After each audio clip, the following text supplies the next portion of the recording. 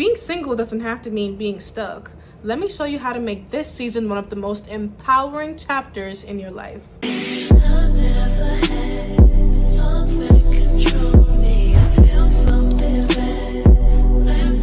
Hello guys, welcome to my channel. Let me preface for those who might be new that no, I am not single. I am married for a year and a couple months now, and while I love being married, I just want to encourage those who are single and waiting to really embrace this journey, because y'all, you will never get this time back. You will never get this time where it's just unequivocally you. Like, you will not have to worry about anyone else but you and your well-being. And when I tell you that is such a blessing, listen, we gonna get into it. Let's get into it. Number one, you need to focus on your personal development, meaning you need to invest in yourself. What are some things that you like to do? Do you even know? Do you have any hobbies, any interests, anything that you like to do in your downtime? And if not, why not take up a skill? It's so good to learn how to do different things. Now's the time to really learn and develop your passions for things that you might not necessarily have as much time to do once you're in a marriage. And especially when kids come into the picture, because we know kids take up a lot of our time. You might want to go back to school. Maybe you've been thinking, you know what? I've been wanting to get my master's degree for a long time, or I've been really thinking about getting my doctorate, or I just want to start a business, you know. And these aren't to say that you can't do these things in marriage, but because you have this time that you don't have to dedicate necessarily to other people, it's more of an advantage towards you. So while you just have this large amount of time to just focus on yourself, utilize that, take advantage of that. Also, since we're talking about personal development, and I've mentioned this in my recent videos as well, you need to work on those things within yourself that you know need to be worked on before you get married. So before you become a wife, what are some skills that you want to make sure that you have under your belt? You want to know that you know how to cook, you know, have a couple recipes under your belt. Nobody wants to be eating chicken Alfredo and salmon every day. I mean, come on, I love me some, but we want to have a couple recipes under our belt. You want to learn how to clean. Do you know how to separate laundry? Do you know how to wash? Do you know how to, sort through things? Do you know how to sew? Let's say your husband comes in from camp or something, or from work, and he has a rip in his pants. Do you know how to sew that? Do you know how to add fringes, the border? Like, do you know how to do basic things such as that? And that's just the physical. Let's talk about the emotional. Do you know how to effectively resolve a conflict without raising your voice or without coming across disrespectful? Do you know how to create a peaceful and nurturing environment? Do you know how to put yourself and your wants on the back burner for the happiness of someone else? Do you know how to submit? Do you? And this is just to name a few. We haven't even gone into the nitty-gritty. So this just goes to say, just work on those things that you know might need a little bit more development, a little bit more perfection before we even consider the idea of marriage. Like, you have this time, utilize it. Number two, build strong relationships with people. After I got married, let me tell you, of course, we know when we get married, we're always going to have, some type of trial that you're going to go through, because marriage isn't perfect. We're not perfect. And I am so glad I had took the time before I got married to really get to know certain people, because whenever I feel myself just getting out the spirit, or I just need some advice from someone who I know has solid counsel, I know the people that I can go to that will help me along my journey. And that's because I've took the time to build that foundation through building strong relationships. Because think about it, like, honestly, if Most High God did give you this man, right, and let's say you guys start going through it, or let's say this man goes out on a mission trip or something, he goes traveling with the other brothers, and now you're by yourself, who are you going to call up when you feel a little lonely? Who are you going to call up when you guys are going through it? Like, who is going to be that listening ear of support, or that person, that shoulder that you can lean on now that your significant other is away? Like, it's so important to have a small, and nobody's saying you have to have a lot of friends. Like, listen, you don't have to.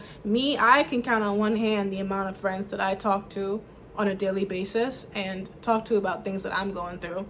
Not even a whole hand. But to take the time to really build intentional relationships with people, be it going out to the park or to the mall, or even just calling them up on the phone. Like, it's so important to have a community of people to stand by your side, because we're not going to be able to do this whole thing alone, especially when kids come into the picture, y'all. Oh my gosh, like, you gonna need a community. Like, you can't just have you and your husband. I mean, you can, but it's nice to have the assistance of other sisters who you know you can trust to come into your house and help you out with different things, you know? So yes, again, while you're single, make sure that you take the time to develop those strong friendships now. My next tip would be to embrace your feminine energy. So before I got married, I would literally start practicing getting dressed up at home, getting my hair together, putting on some makeup, just looking nice and getting into that routine, because I didn't want to be that woman who just woke up out of bed, not gave a damn about my appearance, and then expect my husband to still be attracted to me. Like, I know he loves me, and at the end of the day, it's, you know, what's in the inside that matters, but who doesn't love the sight of something beautiful? So I would take the time out in the morning. Yes, it was like 8 o'clock in the morning, didn't matter. It didn't even matter if I had nowhere to go. Like, I just wanted to practice the habit of getting myself ready for the day and looking my best. I would get my hair done, I put my makeup on, I would even go shopping, and not only that, I would take the time to invest in my physical health as well. I was going to Planet Fitness all like probably 4 or 5 days a week. I was not playing because I wanted my body to be on point for my king. I was watching what I was eating. I was doing the whole 1 meal a day, and it's something I'm still trying to implement now in my marriage too. But yes, implementing 1 meal a day, making sure that I'm not eating anything too greasy, nothing too fatty, like even minding my mental health, reading books about self-help. Like, listen, I was investing in myself, okay? I wanted to not only look my best, but I wanted to feel my best. I wanted to make sure that my mindset, my behavior, everything was something that I would want to cultivate one day when I got married. My next tip is going to be to save the bag, okay? Save that money, especially if you have the opportunity to live at home. Please save your money, guys. Please do not make the mistake of just splurging your money on any old thing. Now is the time where you have so much financial dependence. Maybe you want to get some loans out the way.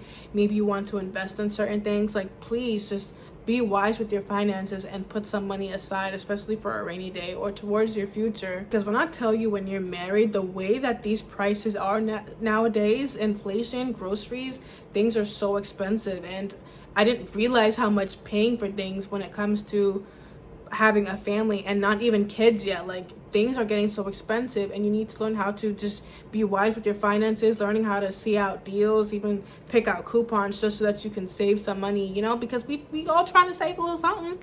You know, it's a lot. So while you can, really save your money and don't be just so laxy-daisy with it. I think it would be nice if everyone, of course, had a 9 to 5, but I think everyone should at least pursue some type of side hustle, something on the side that might bring in passive income. You know, for me, I like to do the whole UGC thing. I have a few, maybe like 1 or 2 videos on my page about UGC when it comes to working like with different brands, but you could even learn how to monetize like on these different platforms like Instagram, YouTube, TikTok, Facebook. Like, there's so many different apps that you can monetize on and get a little money on the side from that as well, that you can even put into an emergency fund or just in your savings overall. So learn different ways on how to monetize, how to bring in something else passively to help contribute to the household. My next tip is to honestly use this time to heal. I feel as if a lot of women in this day and age don't really know what it's like to be alone, because we're so used to always being in relationships or always having some man in our face to entertain us. We never really sit down and really just wallow in our thoughts and understand our decisions that we might have gone through in our life and how they might have affected us presently and how we can do better so that we don't repeat them again in the future. Hey guys, so I'm editing this video and I also wanted to add on to this point to learn how to enjoy your presence. How do you expect someone else to enjoy your presence when you don't even enjoy your own presence?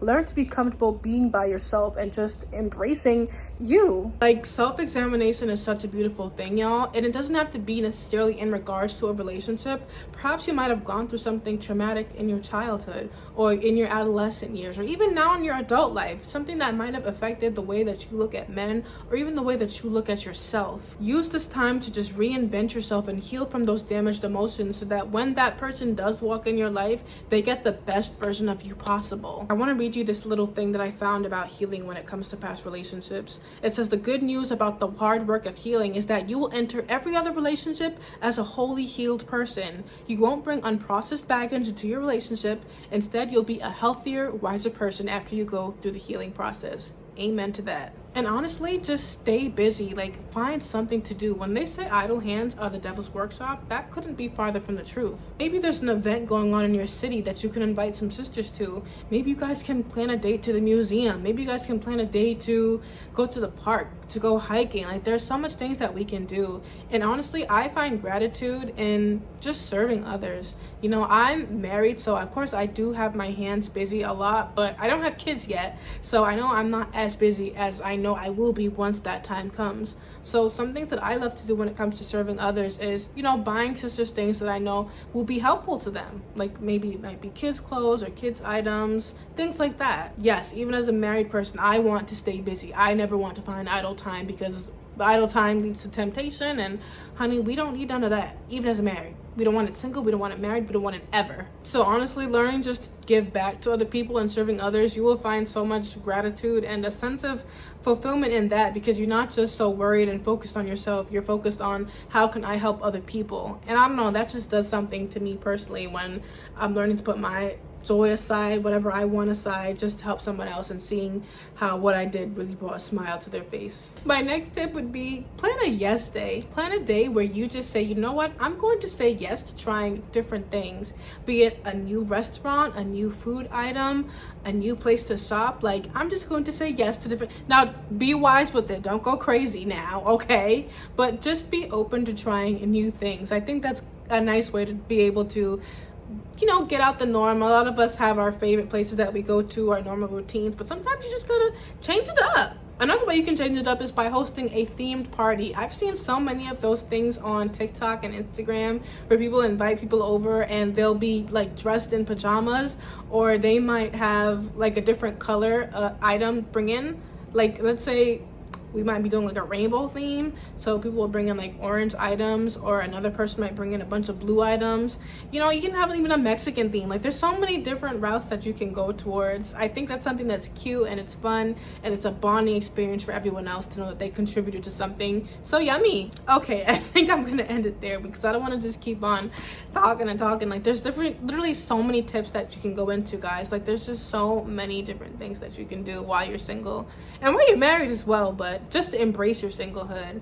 Again, I really hope these tips were helpful, guys, and please take advantage of this time. This is not a time to feel sorry for yourself. This is not a time to say, woe is me. Like, again, you will never get this time back. Like, you can get your body right. You can do it. You can meal prep. You can make the same. Listen, that's the point I wanted to touch on. You could literally cook the same thing every single day and be fine. You know how much money you save doing that too? Me, there are certain meals that I make that I know I could eat every single day, maybe for like a weekend, I'll be fine. But I don't do that for my husband, because I like to change it up for him. You know, I don't want to give him the same thing every week. That gets boring. But me, had it been me, I would be fine doing that. I can meal prep for a week and I'll be fine. Like, listen, when I tell you guys that y'all have it good, y'all have it good. And honestly, during this time, think of what you're saving yourself from if you had rushed into the wrong type of relationship. You're saving yourself from sexually transmitted diseases, yes, but also sexually transmitted demons. You're saving yourself from unwanted pregnancy. You're saving yourself from so many different things that literally would be the worst for you if you hadn't just wait on the Most High's timing. So yes, again, use this time, you guys, to just focus on your, oh, my dog's coming in the video. Hello, the baby. Okay, go along now, go play. Use this time to just build yourself up, guys. And yeah, I hope these tips were helpful, and if they were, I hope that you would like this video, comment, and subscribe. Maybe send it to someone who you know needs to hear it. You know, just a nice word of encouragement, because sometimes, you know, there are days when you do get lonely. You know, that's just the realistic side of it. You know, we're humans, we were created to love and want to be loved, but again, everything happens in the Most High season and in his timing, according to his will. So again, I hope this video was helpful, and I'll see you guys in the next one. Shalom.